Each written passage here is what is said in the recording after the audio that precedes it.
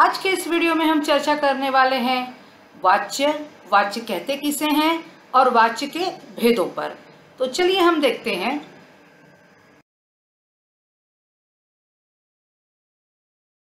बच्चों, सबसे पहले हम जानेंगे वाच्य क्या है। प्रभुनाथ सामान खरीदता है, जया से फल खरीदे जाते हैं, कबूतरों से उड़ा जाता है। इन वाक्यों की क्रियाएं खरीदता है, खरीदे जाते हैं, उड़ा जाता है भिन्न भिन्न रूपों में है। इनकी भिन्नता वाच्य के कारण है। वाच्य के कारण क्रिया, कर्ता, कर्म या भाव के अनुसार होती है। क्रिया के जिस रूप से पता चलता है कि क्रिया, कर्ता, कर्म या भाव के अनुसार हुई है, उसे वाच्य कहते हैं।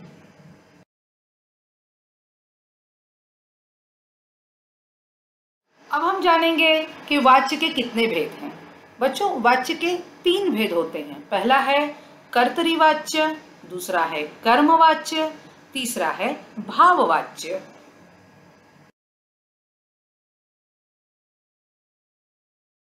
अब हम एक एक करके बच्चों वाच्य के जो तीनों भेद हैं उनकी जानकारी प्राप्त करेंगे। सबसे पहले हम जानकारी करेंगे कर्तरीवाच्य। जिस वाक्य की क्रिया कर्ता के अनुसार होती है, ध्यान दीजिएगा, वाक्य की जो क्रिया है वो कर्ता के अनुसार है, उसे कर्तरीवाच्य कहते हैं।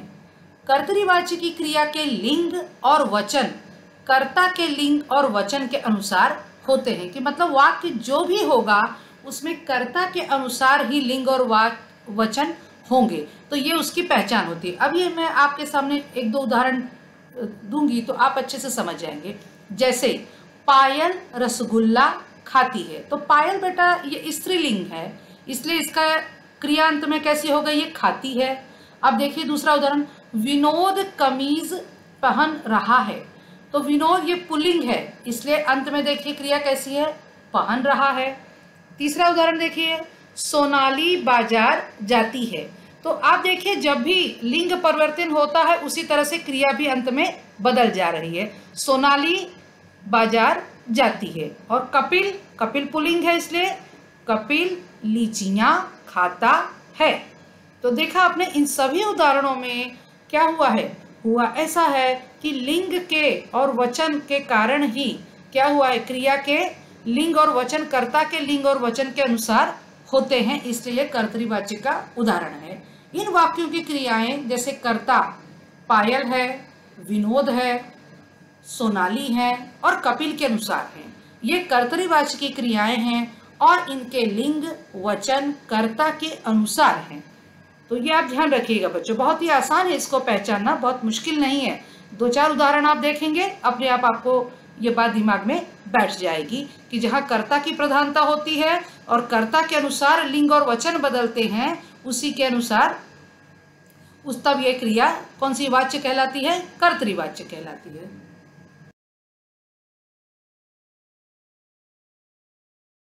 आइए बच्चों, अब हम चर्चा करते हैं कर्मवाच्य पर। जिस वाक्य की क्रिया कर्म के अनुसार होती है उसे कर्मवाच्य कहते हैं। पहले हमने क्या देखा कि जब वाक्य की क्रिया कर्ता के अनुसार हो तो वो कर्तरीवाच्य थी। अब ये क्रिया किसके अनुसार है, कर्म के अनुसार है, इसलिए इसे हम कर्मवाच्य कहते हैं। जैसे आशिता से पकौड़े खाए जाते हैं, अरुण से साड़ी खरीदी जाती है, नीता से पाजामा सिला जाता है, विनीत से आइसक्रीम खाई जाती है। इन वाक्यों में आए पकौड़े, साड़ी, पाजामा और आइसक्रीम शब्द कर्म हैं। इन वाक्यों की क्रियाएं इन कर्मों के अनुसार आई हैं।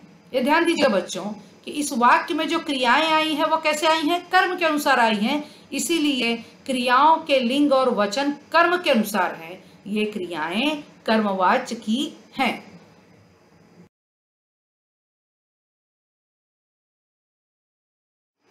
बच्चों, अब हम देख लेते हैं भाववाच्य।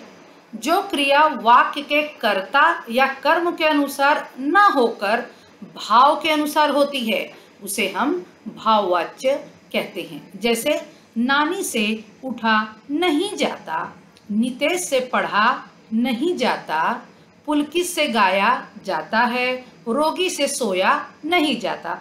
ऊपर के बेटा चारों वाक्यों में देखिए नहीं जाता, नहीं जाता, थोड़ा सा नकारात्मक वाक्य इसमें ज्यादा बनते हैं भाववाच्य में, लेकिन जरूरी नहीं है कि सभी वाक्य नकारात्मक ही हो, क्योंकि इसी में एक वाक्य ऐसा भी है, पुलकित से गाया जाता है, या ऐसा भी हो सकता था कि पुलकित से गाया नहीं जाता।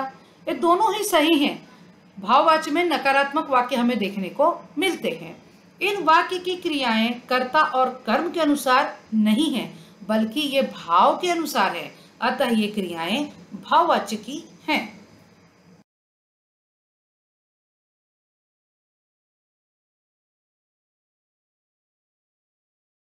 बच्चों, अभी आपने जाना कि हम किस तरह से वाच्य के भेद जो हैं, कर्तरी वाच्य, कर्मवाच्य, भाववाच्य, इन तीनों की परिभाषा, इन तीनों के उदाहरण आपने देखे।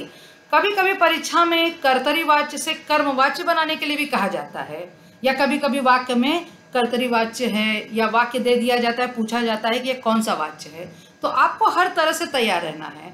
अब इसमें देखिए वाच्य परिवर्तन, कर्तरी वाच्य से कर्मवाच्य बनाना तो कैसे बनता है। जैसे पहला है क्रिया के रूप को कर्म के अनुसार परिवर्तित किया जाता है, एक तो ये तरीका है। दूसरा है कर्ता के साथ से, के, द्वारा या द्वारा शब्द लगाए जाते हैं। तो इस तरह से इसके अगर इन शब्दों का हम वहाँ प्रयोग करते हैं तो क्रिया जो ये है वाक्य है वो कर्तरी वाच्य से कर्मवाच्य बन जाता है। अब देखिए उदाहरण, बलराम कसरत करता है। अब इसका कर्मवाच्य कैसे हो गया, बलराम के द्वारा कसरत की जाती है। समझ गए आप। उसी तरह दूसरा वाक्य देखिए, समीरा कॉलेज जा रही है। समीरा द्वारा कॉलेज जाया जाता है, या समीरा के द्वारा कॉलेज जाया जाता है, यह भी सही है। रजत कंप्यूटर पर काम करता है, उसका कर्मवाच्य कैसे बना है, रजत से कंप्यूटर पर काम किया जाता है। चौथा उदाहरण देखिए, मुनव्वर नमाज पढ़ता है। मुनव्वर से नमाज पढ़ी जाती है। बहुत आसान है बच्चों ये, कर्तरी वाच्य से कर्मवाच्य में उसको परिवर्तित करना और इन दोनों को पहचानना भी।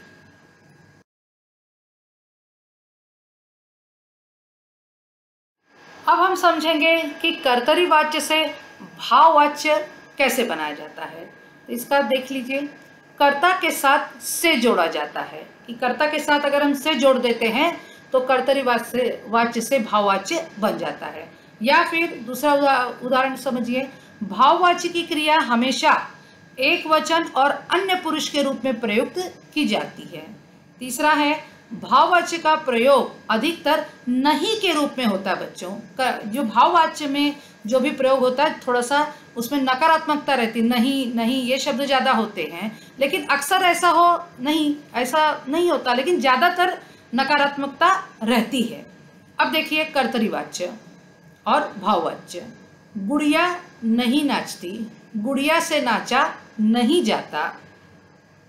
देखा आपने किस तरह से कर्तरी वाच्य से भाववाच्य बना है। उसी तरह सुधाकर नहीं सोता है, सुधाकर से सोया नहीं जाता।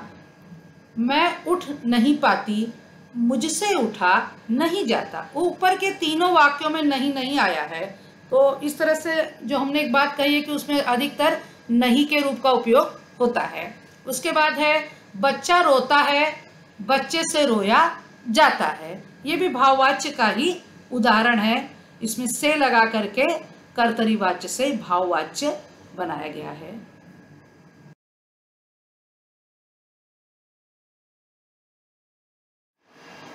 बच्चों, आज आपने वाच्य के संदर्भ में पूरी तरह से जानकारी प्राप्त कर ली है। आप इस वीडियो को ज़्यादा से ज़्यादा लाइक करें, सब्सक्राइब करें, घर पर रहें, सुरक्षित रहें। धन्यवाद बच्चों।